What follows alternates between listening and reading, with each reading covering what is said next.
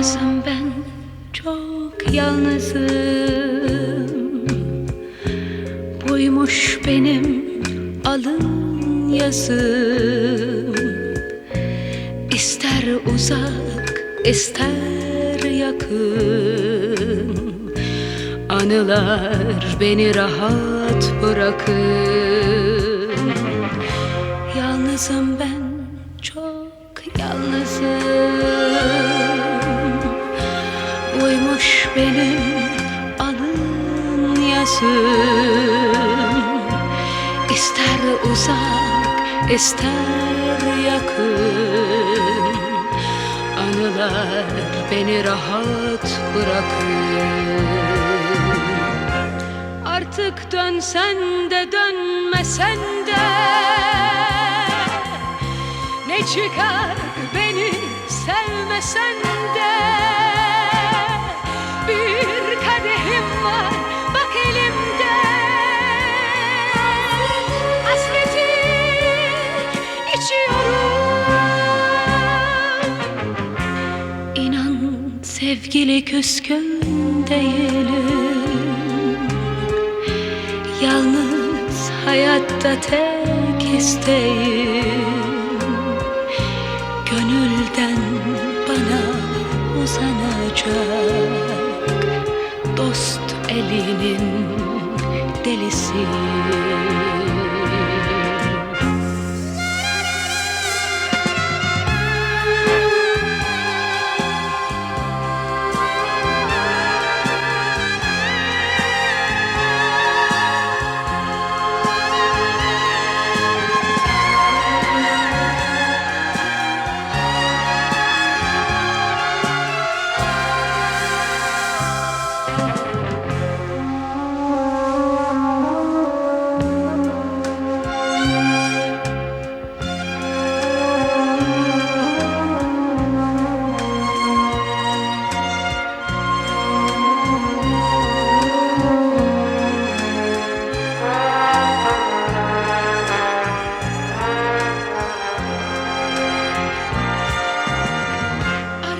Dönsen de dönmesen de ne çıkar beni sevmesen de. Bir kadehim var bak elimde, hasreti içiyorum. Yalnızım ben, çok yalnızım. Benim alın yazım. İster uzak, ister yakın, anılar beni rahat bırakın.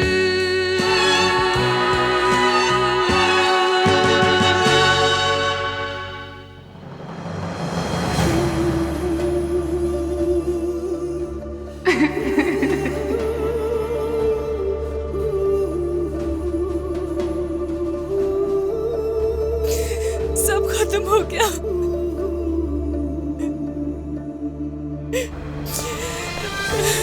खत्म हो गया। ठीक है बेटा, ठीक है, ठीक है, ठीक है। चलो चलते हैं, आ जाओ।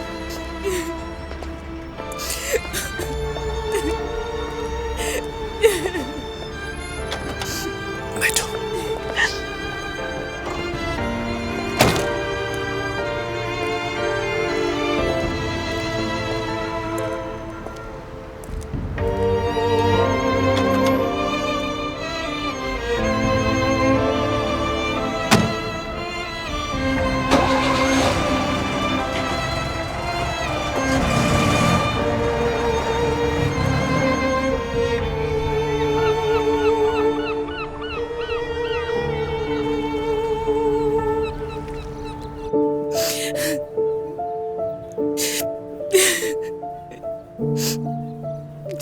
बस करो मेरी जान, शायद यही तुम्हारे हक में बेहतर था। और तुम क्या करती? तुमने तो बहुत कोशिश की, खास तौर पर अपनी शादी बचाने के लिए तुमने तो पूरी जान लगा दी।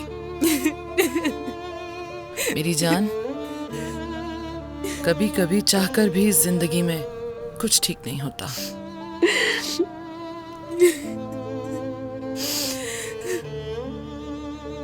रो लो तुर्कान, रो लो मेरी बच्ची, और अपने अंदर का सारा जहर निकाल दो।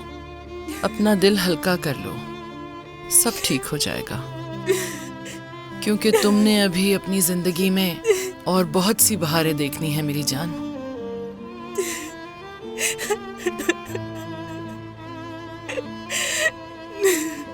रो लो तुर्कान, देखना तुम्हारे ये आंसू ही तुम्हें बहुत मजबूत बनाएंगे। क्योंकि मेरी बेटी, जिंदगी कभी कभी वहीं से शुरू होती है जहां तुम हार जाते हो। तुर्कान, मेरी प्यारी बेटी,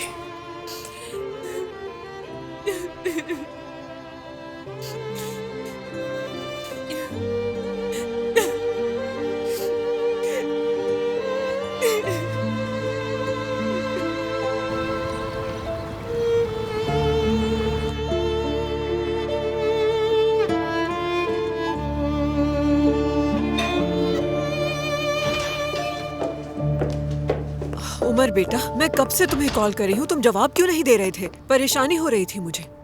क्या हुआ? सब ठीक तो है ना? हम अलग हो गए।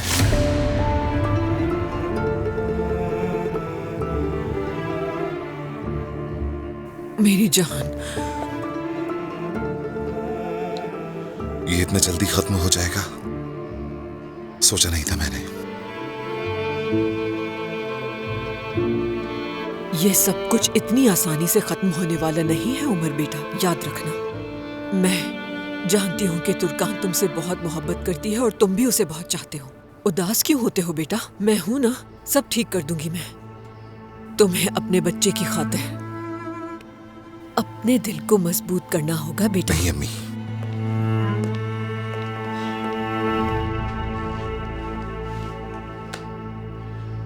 तुर्कान ने अपना जहन और दिल दोनों ही बदल दिया है।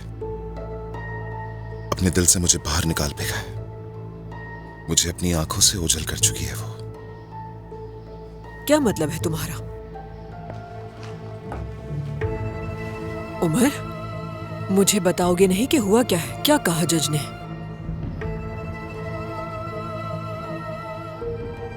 मीने के साथ अपनी तस्वीर का बताया था ना, जो तुर्कान ने खींची थी। हाँ ठीक है, वो जज के सामने पेश कर दी। केस धोखाधड़ी का बना दिया। क्या कहूं मैं, उसे उन तस्वीर की वजह से बहुत तकलीफ पहुंची थी।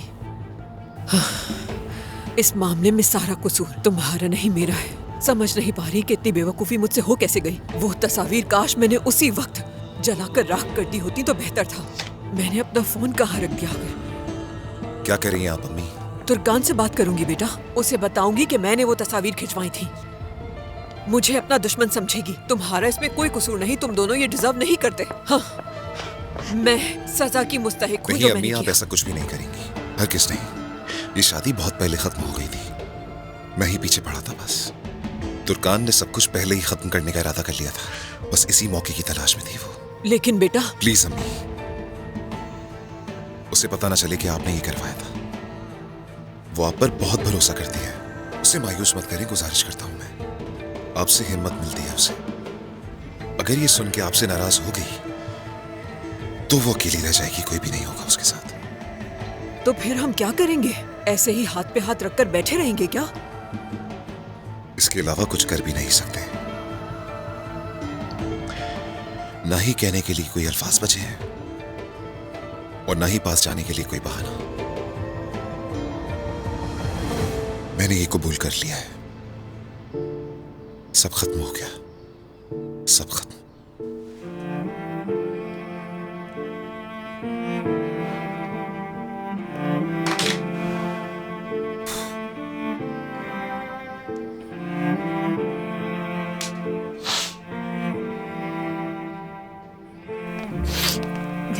आओ मेरी जान, आओ।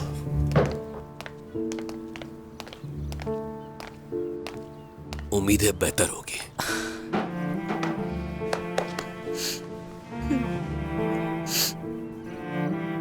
तुर्कान, मेरी प्यारी बेटी, मैं तुमसे ये नहीं कहूंगा कि परेशान मत हो, क्योंकि परेशानी की बात तो है।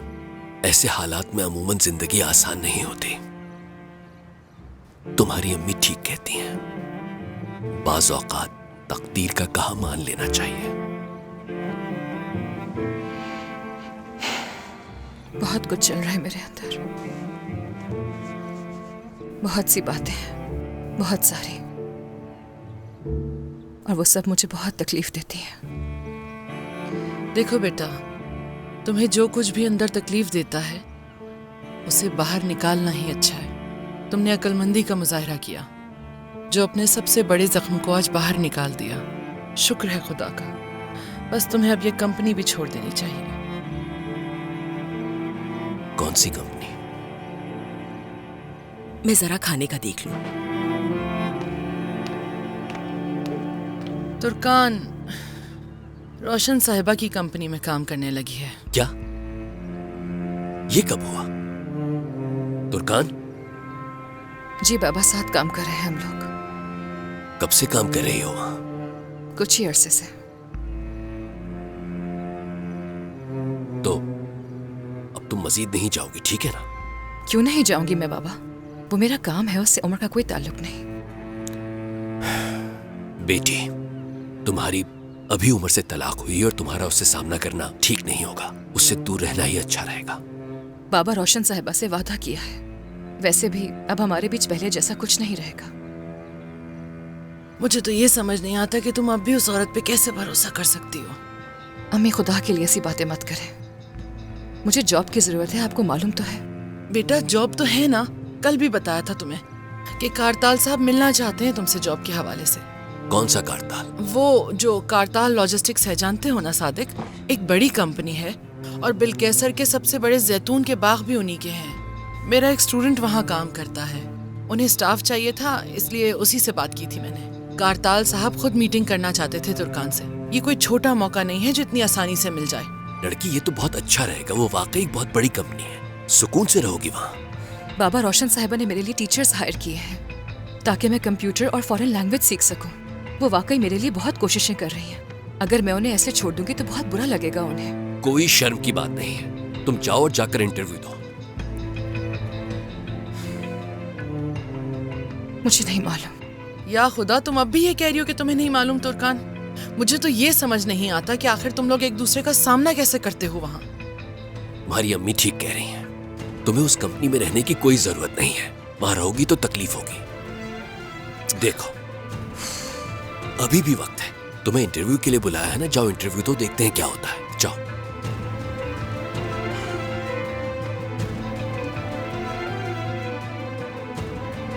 ठीक है, फिर मैं घर जाकर अपने कपड़े चेंज कर लेती हूँ। ठीक है, मैं आकर तुम्हें वहां ले जाऊंगा।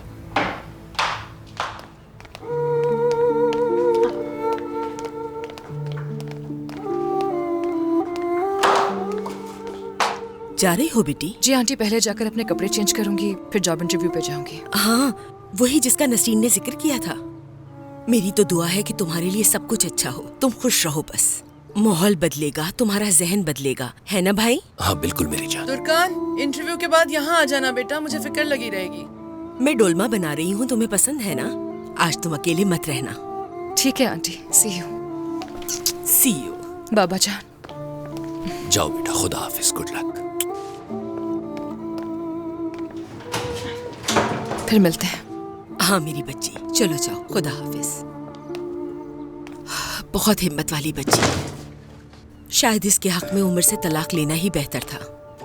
अरे नुसरत, तुम किस तरह की बातें करने लगी हो? बोलने से पहले सोच लिया करो। वो लड़की पहले ही दुखी और परेशान हो जाएगी। यकीनन उमर का भी बिल्कुल यही हाल होगा। जानता हूं, इन दोनों के एक दूसरे से अलग होने की वजह उनकी जिद है।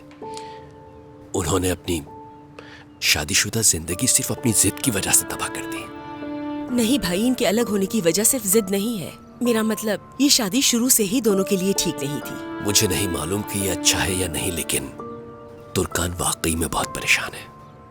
दूसरी तरफ उरूज के जहन में भी अजीब अजीब ख्यालात पैदा हो रहे हैं। मुझे समझ में नहीं आ रहा क्या जवाब दूं उसे। क्या हुआ? आपसे कुछ कहा है उसने? वो लड़की मुझसे कह रही है कि आप और अम्मी यानी दोनों की बातों में बहुत तजाद है। मेरे मुंह पर वो कह रही थी कि हम सब झूठ बोल रहे हैं और फिर चली गई। फिर आपने क्या कहा? हम क्यों झूठ बोलेंगे? हाँ, भूल तो किसी से भी हो सकती है, यानी मुझसे भी हो सकती है। शायद तुम्हारी अम्मी सही होंगी। जाहिर है उन्होंने तुम्हें पैदा किया है। मगर बाबा, तस्वीर देखकर तो आपको पूरा यकीन था। आपने तो कहा था कि आपको एक एक बात याद है। उरूज, तुम ये भी तो देखो कितनी पुरानी बात है। इंसानी जहन है, उलझ भी तो सकता है। और झूठ क्यों बोलेंगे तुमसे? तुम सबकी तस्वीरें एक जैसी जो है। इस उम्र में सारी बातें याद रहना कहाँ मुमकिन होता है। चलो आ जाओ, चलते हैं। अल्लाह। उरूज, अम्मी, हाथ मुंह धोकर आ रही हूँ मैं।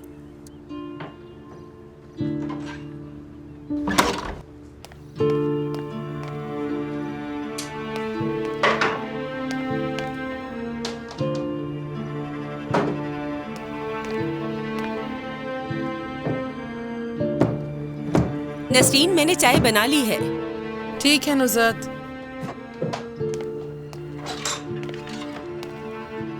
उरूज, आज जल्दी आ गई तुम? क्लास मिस तो नहीं की तुमने? नहीं आंटी, वो सुबह दूसरी क्लासेस का टेस्ट था तो उन्होंने हमें जल्दी भेज दिया। अच्छा, तो ये बात है।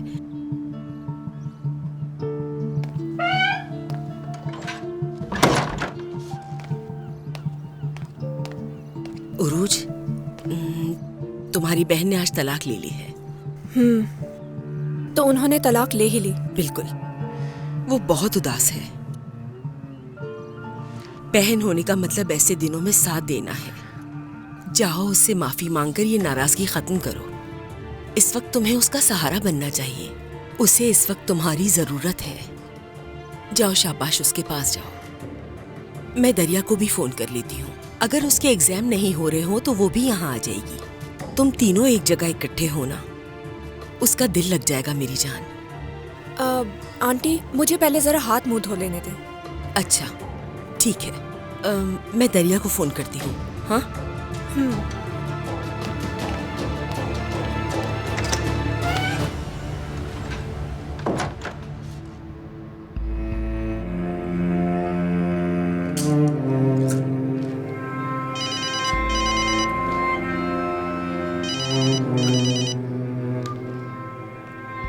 हेलो, कैसी हो दरिया? मैं ठीक हूँ आंटी, आप कैसी हैं? अम्मी कैसी हैं और बाकी सब कैसे हैं? ठीक है, सब ठीक है। अच्छा, मेरी बात सुनो, मैं तुम्हारे बाबा को कह देती हूँ तुम्हारे लिए टिकट खरीद ले। तुम कुछ दिन के लिए यहाँ आकर रहो। मैं अभी नहीं आ सकती आंटी, दरअसल मेरे एग्जाम्स चल रहे हैं, मैं बस वहीं जा रही हूँ अभी। तो तुम्हारे एग्जाम कब खत्म होंगे? अभी तो शुरू हुए हैं आंटी, कम से कम 1 महीना तो लगेगा ना। चले, मुझे देर हो रही है, आपसे बाद में बात करती हूँ, ठीक है?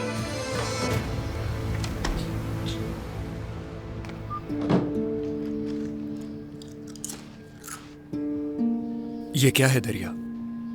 क्या है मुस्तफा? तुम ये सब कुछ जानबूझकर कर रही हो ना? क्या पहन रखा है ये?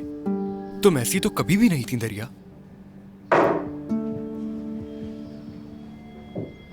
तुमने मुझे ऐसे ही तो पसंद किया था, ऐसे ही मोहब्बत की थी। अब क्यों चाहते हो कि मैं बदल जाऊं? क्या मैंने तुमसे कभी कहा कि तुम अपने आप को बदल लो मेरे लिए? बोलो नहीं ना। देखो, अगर तुम मुझे ऐसे कबूल नहीं कर सकते तो फिर इस रिश्ते को चलाने की जरूरत नहीं है। क्या वाकई में? बस इतना ही? यानी ये नहीं कि बैठ के बात करते हैं, चलो मिलकर कोई रास्ता निकालते हैं हम लोग, बस फौरन ही रिश्ता खत्म करने का कह दिया? ऐसा होता है क्या? तुम हर चीज में अपनी मर्जी चलाओगी, मुझे अपनी मर्जी करनी होगी। शादियां इस तरह चलती हैं, तुम खुद बताओ। लेकिन तुम चाहते हो ना कि मैं बदल जाऊं? देखो दरिया, अगर तुम मेरी तरफ एक कदम ना बढ़ाओ और मैं तुम्हारी तरफ एक कदम ना बढ़ाऊं तो हम कैसे एक साथ जिंदगी गुजार सकते हैं? तुम बताओ, हम एक ही रास्ते पर कैसे चल सकते हैं? हमने शादी इसलिए की थी कि हम एक दूसरे को इस तरह रोकते टोकते रहेंगे, धकेलते रहेंगे। मुझे तो वो दरिया याद आती है जो कहती थी, मुस्तफा तुमने ये गलती की है, तुम वहां गलत थे। वो दरिया कहां चली गई? मुझे तो सिर्फ वो दरिया पसंद है। ठीक है, मैंने तुम्हारे लिए कपड़े खरीदे और वो तुम्हें पसंद नहीं आए, मगर कम से कम उन्हें पहनो तो सही। उन्हें पहनने के बाद कह दो कि ये देखो मुस्तफा, ये मुझ पर अच्छे नहीं लग रहे, मैंने नहीं पहनना चाहती। हमें मसले का हल निकालना होगा। इस तरह हम एक दूसरे को कैसे जान सकते हैं? लड़ाई से कुछ हासिल नहीं होता दरिया, और ये बात मैं तुम्हें अपने तजुर्बे से कह रहा हूं।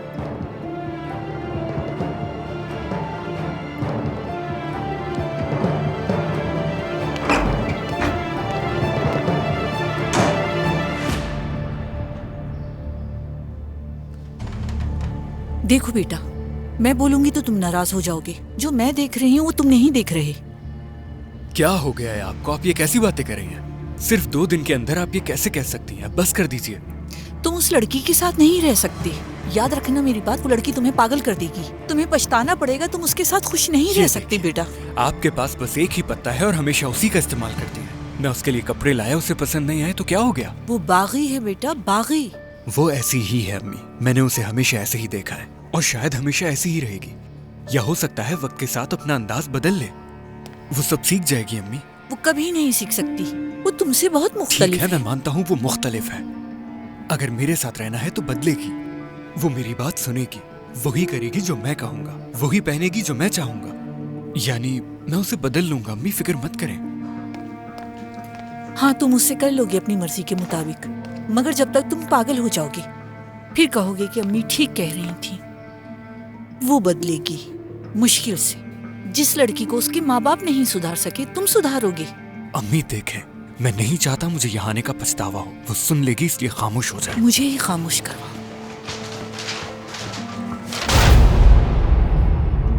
दरिया, ये क्या कर रही हो तुम? समझते क्या हो खुद को? अब तुम मुझे सिखाओगे कि क्या करना है? क्या कह रहे थे कि मैं बदल जाऊंगी, सुधर जाऊंगी तुम्हारे कहने पे? क्या समझते हो मुस्तफा, कोई छोटी बच्ची हूँ मैं? सुन लो अब। और आपको तो मेरे वालिदैन का शुक्रगुजार होना चाहिए, क्योंकि उन्होंने मेरी तरबियत बहुत अच्छी की है। पहले अपने आप को देखें। दरिया, कोई भी मेरी फैमिली के बारे में ऐसी बात नहीं कर सकता मुस्तफा। ना मैं कभी किसी के लिए बदली हूँ और ना ही बदलूंगी। ये लो, पकड़ो इसे। मैं ऐसी ही हूँ। अगर तुम्हें मैं ऐसी पसंद नहीं तो अपनी माँ के मुताबिक कोई लड़की ढूंढ लो। बदतमीज। दरिया, जबान संभाल के बात करो। और अगर ना करूँ तो क्या करोगे? मारोगे मुझे? ये तुम कैसी बातें कर रही हो? मैं तुम पर हाथ कैसे उठा सकता हूँ दरिया? तुम उठाओगे। अगर तुम्हारी माँ चाहेगी तो तुम ये भी करोगे, क्योंकि तुम वो मुस्तफा नहीं हो जिससे मुझसे मोहब्बत हुई थी। बेटा, बेटा, ये तुम्हें गुस्सा दिलाने की कोशिश कर रही है। इसे नजरअंदाज करो, बाहर जाओ। मैंने कोई गलत बात नहीं की है, वो तो आप कर रही हैं। भड़का रही हैं मुस्तफा।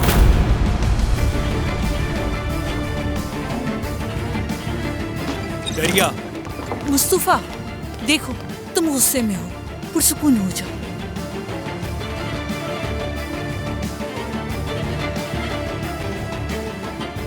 इन माँ और बेटे को देखो जरा, हाथों के मेरे पीछे पड़ गए। अपने बेटे को भड़का रही है मेरे खिलाफ। देख लूंगी इस औरत को मैं।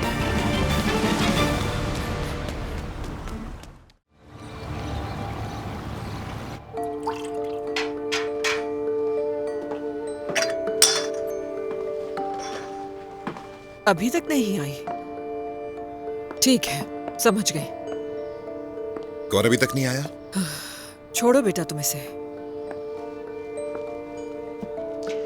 तुम्हारे बारे में बात करनी है मुझे। मेरे मुतालिक ऐसी कोई बात नहीं जो कर सकूं आपसे अम्मी। जितना खुद को पुरसुकून करने की कोशिश करता हूं उतना डूब जाता हूं। छोड़े, आप बताएं।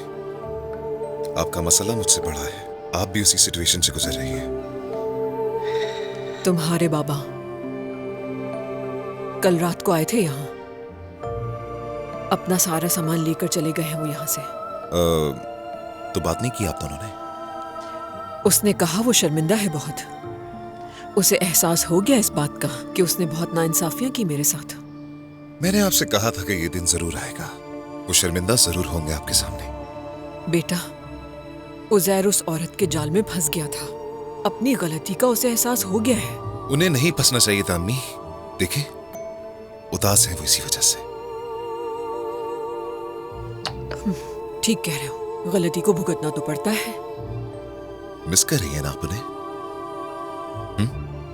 घर में हर बात पे उनसे लड़ना, बहस करना याद आ रहा है ना आपको? मैं क्यों याद करूंगी उसे? क्या ख्याल है फिर? मैं और तुम मिलके कुछ नया करते हैं, कुछ अच्छा प्लान करते हैं। काम से बेहतर होंगे अम्मी। सिर्फ काम ही हमारे जहनों को तस्कीन दे सकता है। मैं अपने कपड़े बदल कर आता हूं, फिर ऑफिस चलते हैं।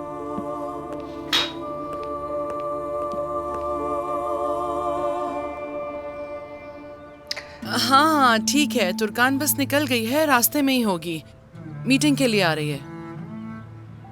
अच्छा बात सुनो, वो तुमने कारताल साहब से बात कर ली थी ना? वाकई? अच्छा अच्छा ठीक है। अच्छा चलो, बहुत शुक्रिया तुम्हारा, खुदा हाफिज। साथ रखना जरा। क्या कहा उसने? हाँ वो कह रहा था कि उसने कारताल साहब से बात कर ली थी, सही वक्त पे याद दहानी करवा दी, वरना अजमेर चले जाते। ये आखिरी मौका भी जाया हो जाता। हाँ नहीं नहीं, उम्मीद है ये नौकरी तुर्कान के लिए बहुत अच्छी रहेगी। कारताल साहब ने तो बल्कि उससे ये भी कहा कि अगर तुम्हें इतना भरोसा है तो आ जाने दो तुर्कान को, मैं तो बस मिलकर एक फॉर्मेलिटी पूरी करूंगा। कह रहे थे कि कुछ ट्रेनिंग्स भी होंगी उसकी। तुर्कान को इस कंपनी से बहुत कुछ सीखने को मिलेगा। अच्छा है, जबरदस्त जबरदस्त, मेरी नेक ख्वाहिशात है उसके साथ। भाई, जब तुर्कान उस कोरमान खानदान से आजाद हो जाएगी तो हम एक बकरे का सदका देंगे, ये उसके लिए अच्छा रहेगा। चलो देखते हैं।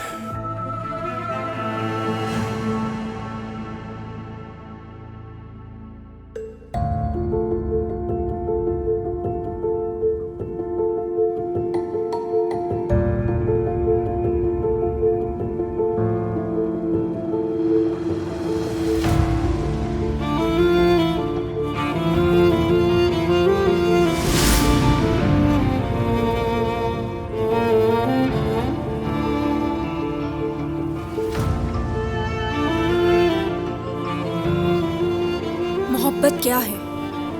क्या उसके करीब होना या उसकी तमन्ना करना? तुर्कान आपा की ये हसरत ही रही। उनकी जिंदगी में अब कुछ नहीं बचा था। आपा हर वक्त उमर भाई का सोचती रहती थी। उमर भाई को भी सब्र आ गया था। वो एक दूसरे के करीब तो थे लेकिन दूर भी बहुत थे। एक दूसरे को प्यार से देखते तो थे लेकिन प्यार का इजहार नहीं कर सकते थे। वक्त थम सा गया था। आपा उमर भाई से दूर रहने की बहुत कोशिश कर रही थी लेकिन वो बार बार उनकी आंखों के सामने आ जाते थे।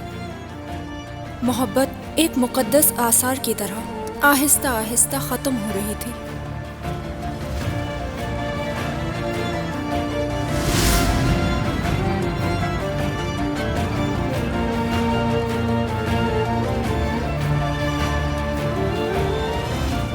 ये जद्दोजहद आखिर कैसे ख़त्म होगी?